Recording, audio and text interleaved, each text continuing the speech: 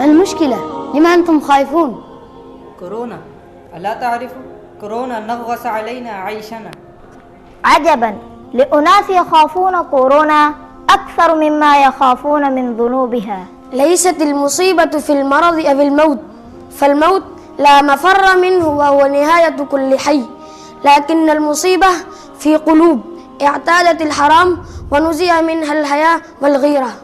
أشد من كورونا امرأة تشتري بيدها لباس التبرج لابنتها وتشجعها على لبسه ولا تهتم بحجاب ابنتها بحجة أنها صغيرة، وقد تجلس معها لتشاهد الأفلام والمسلسلات.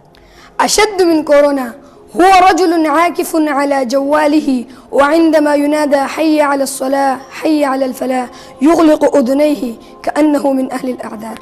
أشد من كورونا فتاة أعطاها الله صحة وشبابا وجمالا، ثم تخرج من بيتها بكامل زينتها وبحجاب يحتاج إلى حجاب يستره، وتخالط الرجال وتمازحهم، وربما تعالت أصواتهم بالضحكات والعياذ بالله. أشد من كورونا وكادر تعليمي يعلم أبناءنا كل شيء إلا التوحيد والسنة والإسلام. أشد من كورونا هو اعتياد الناس شهادة الزور وقول الزور وسماع الأغاني والمعازف والاستهانة بها في أفراحهم وجلساتهم واستباحة ذلك، وهناك من يستحي من إنكار ذلك المنكر والعياذ بالله.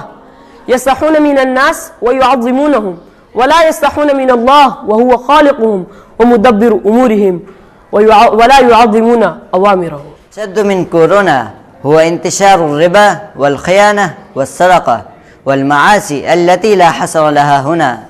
هذا والله هو كورونا العقائد والأخلاق الذي يجب علينا أن نخافه ونحسب له ألف حساب. نخاف من أمراض الأبدان وموتها، ولا نخاف من أمراض القلوب وموتها، فهذه هي المصيبة الكبرى.